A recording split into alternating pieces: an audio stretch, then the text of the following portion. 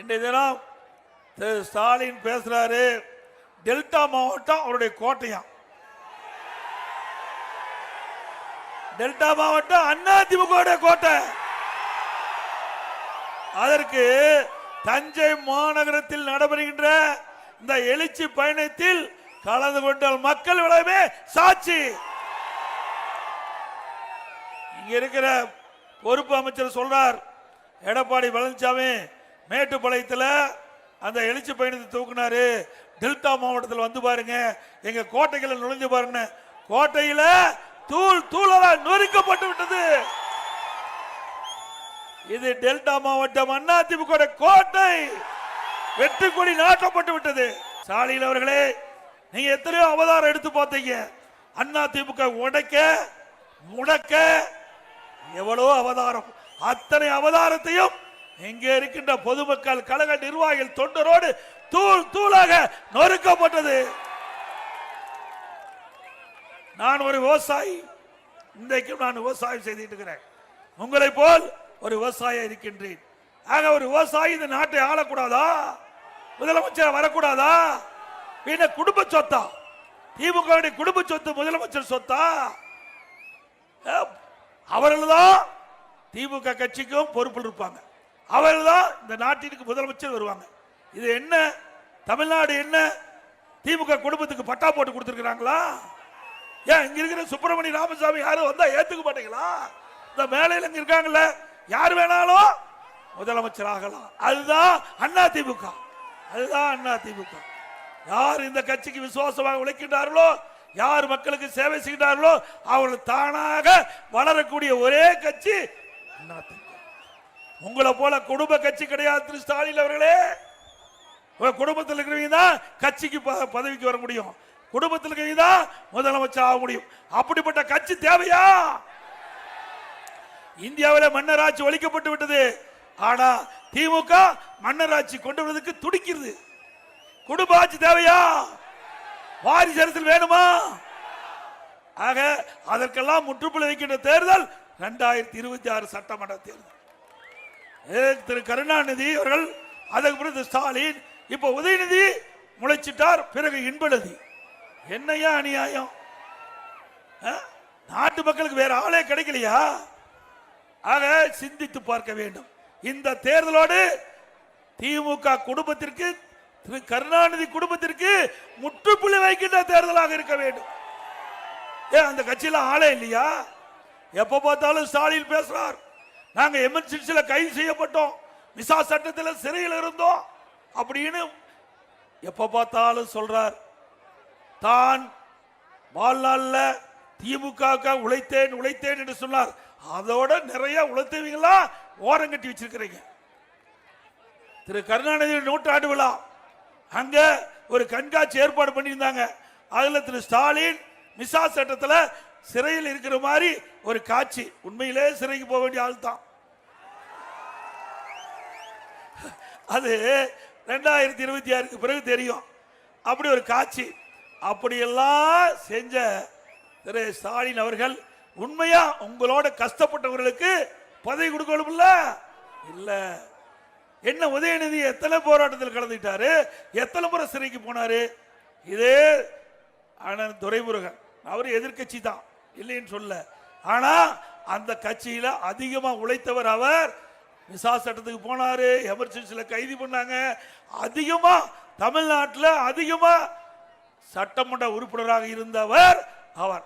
அவரு பதவி இல்லை. துணை முதலமைச்சர் உதயநிதி அவருக்கு பக்கத்தில் வந்திருக்கார். ஆக திமுக பொறுத்த வரைக்கும் குடும்பம் தான். கட்சியில் உழைப்பவர்களுக்கு அங்கே இடமில்லை. இங்க இருக்கிற பொறுப்பு அமைச்சர் திரு நேரு அவர்கள் சொல்றார், இன்பநிதி வந்தாலும் நாங்கள் ஏற்றுக்கொள்வோம். அப்புறம் அடிமை சாசனம் எழுதி கொடுத்துட்டீங்க, அப்புறம் துட்டு வாங்கிட்டு இருக்கிறீங்க, இல்லைன்னா உங்களை எடுத்துருவாங்கல்ல. இன்பநிதி சொல்லினா பதவி காலி ஆயிரும். ஆகவே திரு நேரு அவர்கள் 1989 சட்டமன்ற உறுப்பினர் இருந்த பொழுது திரு ஸ்டாலின் சட்டமன்ற உறுப்பினர் தான் இருந்தார்.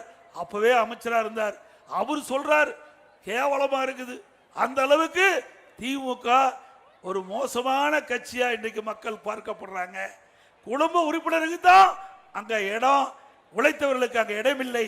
அனைத்து இந்திய அண்ணா திராவிட முன்னேற்ற கழகத்தை பொறுத்த வரைக்கும் உழைப்பவர்களுக்கு தான் முதலிடம். நான் வர முடியுமா? ஒரு கிளை செயலாளர் இருந்தேன், ஒன்றிய பொறுப்பு இருந்தோம், மாவட்ட பொறுப்பு இருந்தோம், மாநில பொறுப்பு, எம்எல்ஏ, எம்பி, அமைச்சர், அப்புறம் தான் முதலமைச்சர். இப்ப உங்களால பொதுச் செயலாளர். இப்படி திமுக வர முடியுமா? சொல்லுங்க பார்க்கலாம். திரு ஸ்டாலின் அவர்களே, உங்களுக்கு தில்லு திராணி தெம்பு இருந்தா எங்க கட்சியிலும் உழைப்பவருக்கு கட்சியில தலைவர் கிடைக்கும். திமுக கட்சியில வெற்றி பெற்று வந்தா வராது. நீ திமுக முடிஞ்சு போச்சு 2026 அப்படி ஒரு கால் வந்தால் முதலமைச்சர் சொல்லு பார்க்கலாம். சொல்லவே மாட்டாங்க. அதான் இன்பநிதி வரைக்கும் போயிட்டாங்களே. இப்ப உதயநிதி இன்பநிதி வரைக்கும் போயிட்டாங்க. அப்ப குடும்ப கட்சி ஆட்சியில் இருக்க வேணுமா? குடும்ப அரசியல் தேவையா? வாரிசு அரசியல் தேவையா? அதுக்கு முற்றுப்புள்ளி வைக்கின்ற தேர்தல் 2026 சட்டமன்ற பொது தேர்தல். அது மட்டும் இல்ல, எல்லாம் எண்ணி பாருங்க. எப்ப பார்த்தாலும் ஸ்டாலின் பேசுறான். எடப்பாடி பழனிசாமி பாரதிய ஜனதா கட்சியோட கூட்டணி வச்சுட்டார். வச்சா என்ன தப்பு? உனக்கே எரியுது, உனக்கே எரியுது. நாங்க யாரோட வேணாலும் கூட்டணி வைப்போம். அது எங்க கட்சி, எங்க கட்சி, எங்களுக்கு விருப்பப்பட்டவோட கூட்டணி வைப்போம். அதுல என்ன தப்பு இருக்குது? திராவிட முன்னேற்ற கழக கட்சி அகற்ற வேண்டும், அந்த எண்ணத்தில் நாங்க இருக்கிறோம். பாரதிய ஜனதா கட்சி ஊழல் நிறைந்த திமுக கட்சி அகற்ற வேண்டும், அவர்களும் அந்த எண்ணத்தில் இருக்கிறாங்க. 2 பேரும் கூட்டணி அமைச்சோம். அந்த கூட்டணி அமைச்சதிலிருந்து ஸ்டாலின் அப்படியே அப்செட் ஆயிட்டார். சட்டமன்றத்தில் பேசுறார். எனக்கு திடீர்னு எந்திரிச்சார் திரு ஸ்டாலின். என்னை பார்த்து உடனே ஒரு கேள்வி கேட்டார். நான் கூட ஏதோ ஒரு வேற ஏதாவது கேள்வி அப்ப நினைச்சிட்டு இருந்தேன். உடனே என்னங்க நீங்க திடீர்னு போய் பாரதிய ஜனதா கட்சியோட கூட்டணி வச்சுட்டீங்க, நீங்க தான் கூட்டணியை வைக்க மாட்டோம்னு சொல்லிட்டு இருந்தீங்களே, எதுக்கு திடீர்னு கூட்டணி வச்சுட்டீங்க? அது 2030 வரைக்கும் கூட்டணி வைக்க மாட்டேன்னு சொன்னீங்க, இப்ப எதுக்கு வச்சுன்னு சொன்னா எனக்கு ஒன்றும் புரியல. அவர் அண்ணா திமுக இருக்கிறார், திமுக இருக்கிறாரு எனக்கு தெரியல.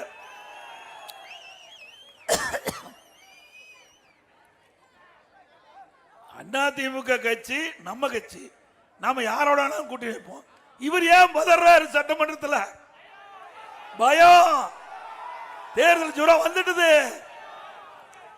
ஆக நாம என்றைக்கு பாரதிய ஜனதா கட்சியோட கூட்டணி வச்சுமோ அன்றையிலிருந்து அவரு மட்டும் இல்ல, அவர் கூட்டணி இருக்கின்ற கட்சியெல்லாம் சால்ரா போட்டுட்டு இருக்குது.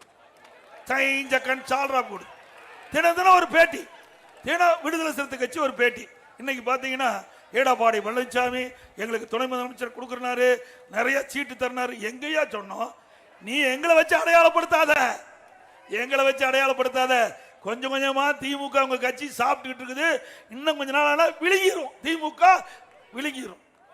கம்யூனிஸ்ட் கட்சி அங்க இருக்கிறவர் சொல்றார், திரு சண்முகம் சொல்றார், ஒரு போராட்டத்தில் கலந்துக்கிட்டு நிருபர் கேள்வி கேட்கிறாங்க. திமுக அரசாங்கம் 98% அவர் கொடுத்த வாக்குறுதி நிறைவேற்றப்பட்டதுன்னு அவர் கேட்கிறாரு. எங்கேயும் நிறைவேற்றினாங்க? இல்லையே, நிறைவேற்றினாங்க. எதுக்கு போராட்டம் பண்றாரு? யாரு? கூட்டணி கட்சியில் அங்கம் வைக்கின்ற கம்யூனிஸ்ட் கட்சி அந்த கேள்வி கேட்குது, நாம கேட்கல. ஆக திமுக தேர்தல் நேரத்தில் கொடுக்கப்பட்ட வாக்குறுதி 525, 10% வாக்குறுதி வரை நிறைவேற்றல. நிறைவேற்றாங்களா? என்னென்னலாம் சொன்னாங்க? ஆட்சிக்கு வந்தா 100 நாள் வேலை திட்டத்தை 150 நாளா உயர்த்தினாங்களாமா? மாதந்தோறும் கேஸ் சிலிண்டர் 100 ரூபாய் மானியம் கொடுத்தாங்களா? மாதந்தோறும் கரண்ட் பில் கணக்கிட்டாங்களா? அது மட்டும் இல்ல, அந்த இளைஞர்கள் மாணவர்கள் கல்வி கடன் வங்கியில் வாங்கினாங்க, ரத்து பண்ணாங்களா? ரேஷன் கடையில் 1 கிலோவுக்கு 2 கிலோ சக்கரை போட்டாங்களா? அப்புறம் இவ்வளவும் செய்யல. ஆனா முதலமைச்சர் அவருடைய அமைச்சர்களாம் திராவிட முன்னேற்ற கழக அரசு கொண்டு வந்த அறிவித்த தேர்தல் நேரத்தில் அறிவித்த 565 பேர்ல 98% நிறைவேற்றப்பட்ட அப்படியே பச்சை பை முழு பூசணிக்காய தட்டு சோட்டில் மறைக்கிற மாதிரி பொய் பேசுகின்ற முதலமைச்சர் இன்றைய முதலமைச்சர். நான் உண்மை தானே பேசிட்டு இருக்கிறேன். இப்ப நான் இதுவரைக்கும் பேசினது எந்த தவறும் கிடையாது. இந்த ஆட்சியில் நடைபெறுகின்ற தவறை சுட்டி காட்டுகின்றேன்.